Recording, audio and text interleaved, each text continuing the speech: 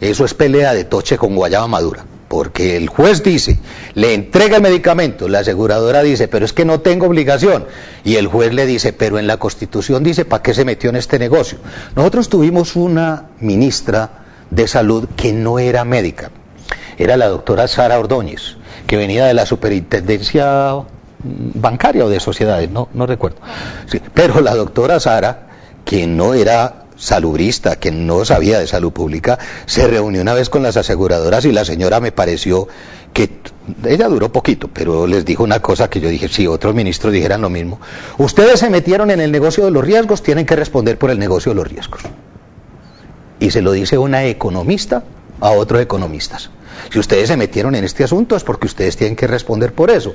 Ustedes no pueden decir ahora que el riesgo se los comió cuando a ustedes se les está pagando, es precisamente para que manejen los riesgos. Luego, la tutela es de los mecanismos más efectivos que tiene la sociedad para defender sus derechos y debemos cerrar filas alrededor de la tutela, que es un principio constitucional.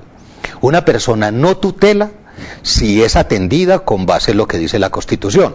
Luego el problema no es la tutela, el problema es la vulneración al derecho.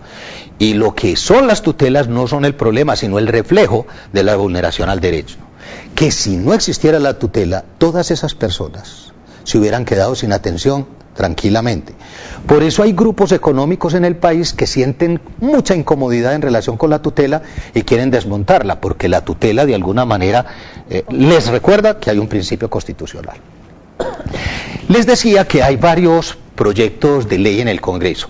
Entonces, desde agosto del año pasado se ha pensado que como el problema es estructural y no de pañitos de agua tibia, tiene que resolverse por una vía que afecte la estructura del sistema. Y eso ha llevado a algunas personas a pensar en lo que se denomina una ley estatutaria. En la jurisprudencia colombiana tenemos leyes de distinto rango. Una cosa son las leyes ordinarias, que son las leyes comunes, que se tramitan directamente desde la Cámara, pero otra cosa son las leyes estatutarias, que tienen otros procedimientos más complejos, pero las leyes estatutarias lo que hacen es como un marco legal del que no se pueden salir todas las otras leyes del sector. Entonces se ha pensado en hacer leyes estatutarias, y desde el año pasado, desde agosto del año pasado, se han inscrito del Congreso varios proyectos de ley estatutaria. Uno de esos proyectos de ley estatutaria se hizo en una coalición de senadores y de congresistas de distintos grupos políticos que recogen mucho de la opinión pública, tiene ponencia, está inscrita en el Senado. Hay 3 proyectos en este momento de ley estatutaria y el gobierno acaba de inscribir uno. El presidente la semana anterior a la Semana Santa, el 19 de marzo, escribió un proyecto de ley estatutaria y yo no sé si ustedes han captado en la opinión pública eso de que el trámite de urgencia o no, ¿cierto? Bueno, ¿y qué es la carajada del trámite de urgencia? ¿Por qué la solicitud? Porque si el presidente o el gobierno pide que se le dé trámite de urgencia, eso afecta el proceso de las que vienen anteriormente. Sí, entonces en este momento lo que está haciendo el Congreso es revisar a la luz del reglamento del Congreso qué hace con propuestas de ley estatutaria que vienen desde el año pasado, cuando el gobierno presenta ahora una, que es una propuesta de 14 artículos muy pobre, que se haya hecho con el apoyo de la Junta Médica no quiere decir que se haya resuelto el problema de la salud. En 14 artículos no se resuelve el problema estructural de un sistema de salud. Entonces que quieran darle el trámite de urgencia, porque eso afecta el proceso que se viene dando con 2 planteamientos que ya tienen primera ponencia.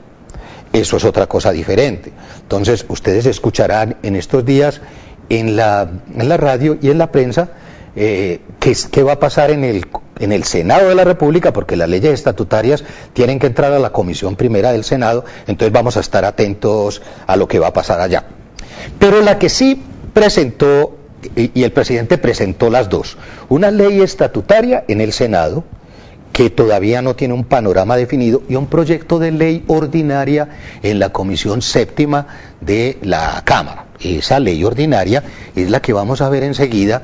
Esa es la ley ordinaria que presenta el ministro con el presidente y que busca redefinir el sistema general de seguridad social en Colombia. Entonces es presentada, la presentaron ahora el 19 de marzo y tiene dos componentes.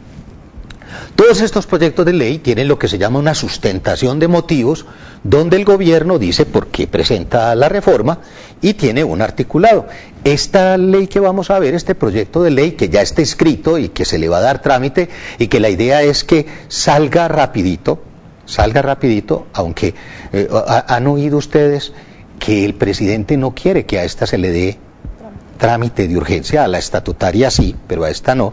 Es un asunto político de cómo toca las otras propuestas. Entonces vamos a ver que tiene 67 artículos. ¿Por qué dice el ministro que se debe hacer una reforma? Y estos son los argumentos del gobierno. Primero, porque él dice que ha habido fallas de acceso en la promoción, en la prevención y en los servicios de salud, y pudiéramos estar de acuerdo con él. Y él dice que ha habido un flujo inadecuado de recursos porque no se le ha hecho un pago oportuno a los prestadores, lo cual también es cierto. Y que se ha hecho un uso inadecuado, óiganlo bien, y préstenle atención a eso que está diciendo. El ministro dice que hay que reformar el sector porque ha habido corrupción, ineficiencia y mal manejo. ¿Estamos de acuerdo con él? Entonces la solución que él nos ofrece ahora debiera acabar con esto. Y uno no entendería que ahora nos proponga que las mismas instituciones que son objeto de corrupción y de mal manejo sigan manejando el sector. Uno tendría que suponer que hay una coherencia entre la exposición de motivos y el planteamiento del articulado. Si esto es cierto, ¿cómo entendemos ahora que el articulado diga que las EPS se acaban porque cambian de nombre, pero que ya no se van a llamar EPS, sino gestoras de servicios de salud, y que ya no recaudan directamente la plata, pero que la reciben del FOSIGA porque van a administrar las redes de servicios? Entonces ahora les explicaré ese pedacito porque es el núcleo de la propuesta que está defendiendo ahora el gobierno.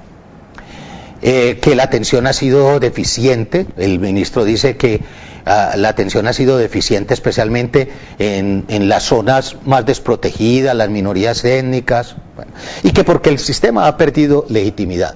Y esto es correcto. Entonces, ¿cómo pretende el ministro que se resuelva este problema? Y él dice, resolvámoslo con las siguientes estrategias. Primero, el proyecto de ley va a crear una entidad pública de naturaleza especial, que ya no es el FOSIGA que está desprestigiado, sino que ahora se llama el Salud Mía.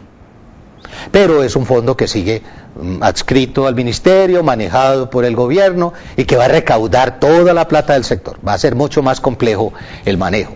Algunos no nos oponemos a eso. Si esta medida funciona, puede ser una buena solución para controlar los recursos. Pero si el gobierno la sigue manejando como manejó el FOSIGA, es más, si hubiera manejado el FOSIGA distinto, puede ser que no tuviéramos que recurrir hoy a esta figura. Hay mucho de voluntad política en lo que viene. Segundo, ampliando el plan de beneficios por un plan integral. Entonces, acuérdense que la Corte le dijo al Ministerio que estaba fuera de la ley, fuera del principio constitucional, diferenciando lo que era el régimen contributivo del régimen subsidiado, que tenía que unificar los regímenes. Entonces el gobierno dice, listo, le voy a hacer caso a la Corte. Se acaban el régimen contributivo y se acaba el régimen subsidiado. Vamos a tener un solo paquete de servicios. Y ese paquete de servicios va a tener todo lo que necesita el paciente, menos un listado de servicios específicamente citados, que son suntuarios o estéticos o innecesarios o por la vía de la investigación. No nos parece mal eso tampoco. El comentario que les voy a hacer ahora es que esto no es malo. Algunos le vemos mucha ventaja a esta propuesta, sino esto realmente apunta a resolver los problemas que acabamos de ver. O esto son cosas que pudo haber hecho sin necesidad de una reforma legal si hubiera tenido voluntad política, porque la Corte le dijo desde hace tiempo que tenía que hacer eso y ha estado de alguna manera posponiendo el asunto.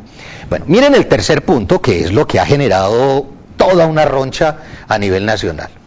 El presidente se comprometió por televisión, como la gente dijo que estaba harta de las EPS, el presidente dijo, las EPS se acaban.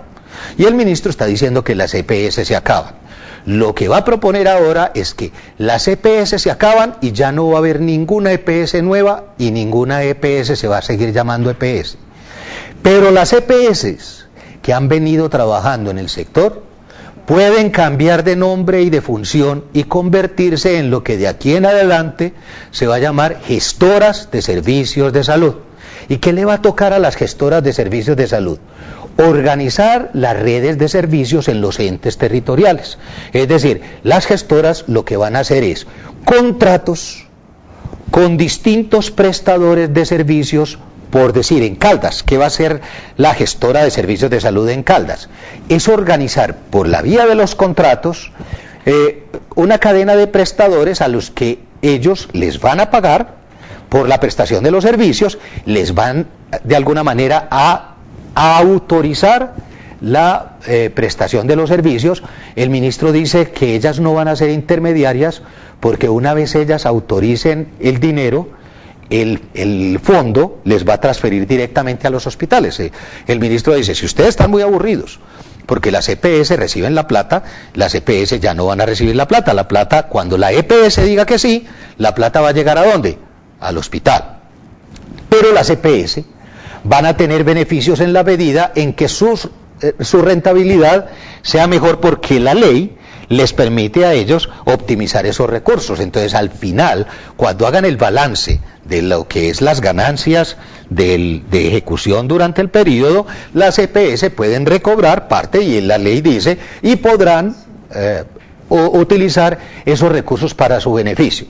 Con otro agravante, la Contraloría siempre le ha dicho a las EPS que la plata que ellas manejan no es plata privada, es un recurso público y que tienen que responder por los recursos públicos. Y esta propuesta dice que cuando algunos de estos recursos lleguen al sector privado, ya no se consideran públicos sino privados, lo que es legitimar de alguna manera la apropiación de los bienes privados, de los bienes públicos por parte del sector privado. Esta es la que más discusión ha dado, porque es que tiene otra característica. Entonces, si va a haber una gestora de servicios de salud en Manizales, ¿cuál es el papel de la Secretaría de Salud de Manizales frente a la red de servicios? Porque no tenemos de alguna manera control sobre las aseguradoras. Y propone finalmente dotar a la Supersalud de mayores y mejores instrumentos de control. No sé si dejamos estos últimos minutos para comentarios de ustedes. Sí, profe, dejemos 5 minutos y ya volvemos para hacer los comentarios y continuar la revisión del proyecto. Muy bien.